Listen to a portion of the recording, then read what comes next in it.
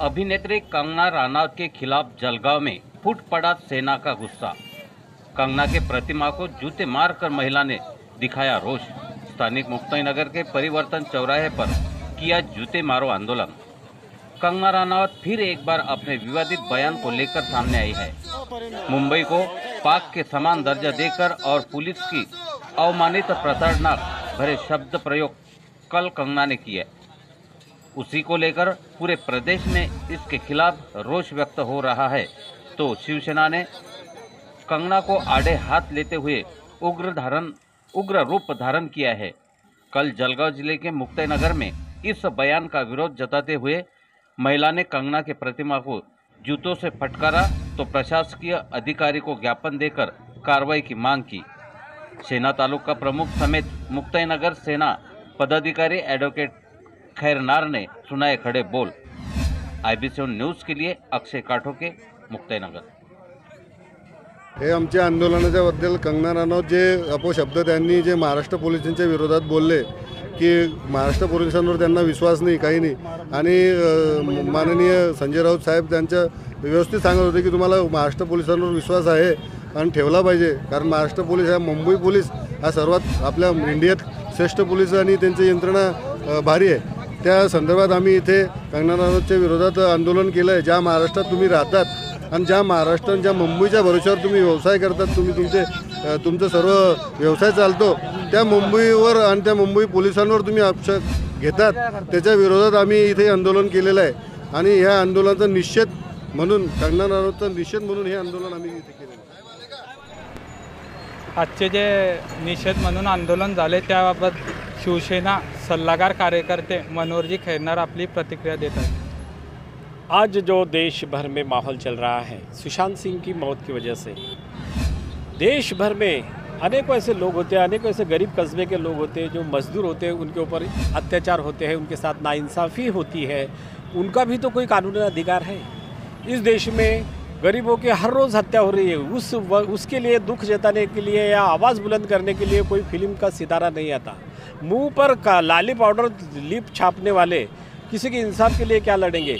मैं इतना कहता हूँ कि यहाँ पर भोतमांगी परिवार का कत्ल हुआ, उनके साथ नाइंसाफ़ी हुई। यहाँ पर कलबुर्गी के ऊपर अत्याचार हुआ, उनका खून हुआ।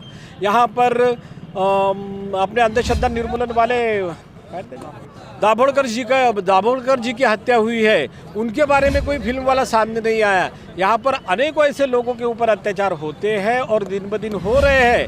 ये मुंह पर लाली पाउडर थोपने वाले अगर हमारे महकमे को, अगर हमारी पुलिस को और अगर हमारी सरकार को बदनाम करने की कोशिश कर रही होंगी तो ये बात बराबर नहीं है।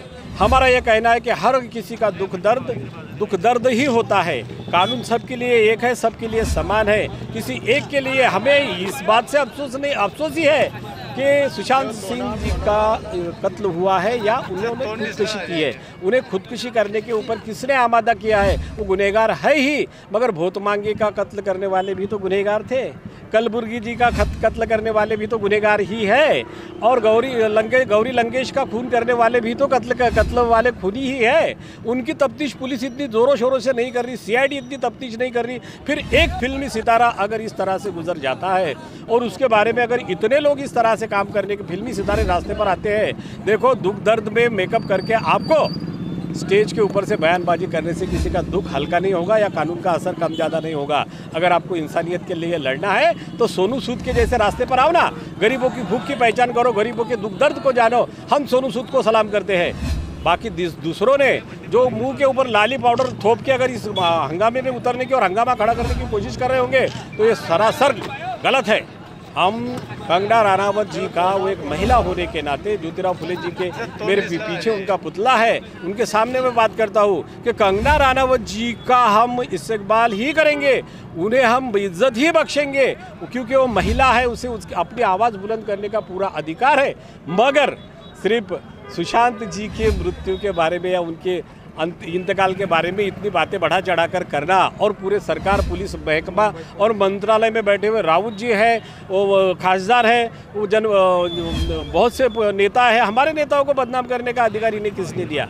हमारे नेताओं को बदनाम कर रहे हैं, हमारे पुलिसी महकमे को बदनाम कर रहे हैं, सरकार को बदनाम कर रहे हैं, ये हक किसी को नहीं दिया है। अगर आपको कोई इसके बारे में कोई आपका इल्ज़ाम है किसी के ऊपर, तो सीधे न्याय व्यवस्था की तरफ जाइए, इंसाफ के लिए आवाज़ बुलंद कीजिए। इस तरह से किसी को बदनाम करके अपनी बात चलाने की कोशिश ना करें, यही मेरी आपको सलाह रहेगी। इसीलिए इसी बात का निषेध करने के लिए, इसी बात का इनकार करने के लिए आज हमने इस प्रवर्तन चौक में, जहां पर फुले शाह अम्बेडकर बैठे हैं, इनके पुतले हैं, उनके सामने ही इंसाफ की गुहार लगाई है। हमें किसी से कोई दुश्मनी भी नहीं है और किसी से कोई हमें मतलब भी नहीं है, मगर हमारा कहना है कि कानून में जात पात, कानून में गरीब और धनवान ऐसा भेदभाव ना करें, हर किसी के लिए इंसानियत के तरीके से रास्ते पर उतरे, क्योंकि आपको चाहने वाले और आपको पसंद करने वाले, आपको पहचानने वाले, जानने वाले लोग बहुत होते हैं। और अगर उन लोगों को आप तैयार करते हो और देश में लोगों के आवाम के सामने इस तरह से बात करते हो, तो उसका असर बहुत कुछ होता है। गलत बयानबाजी करके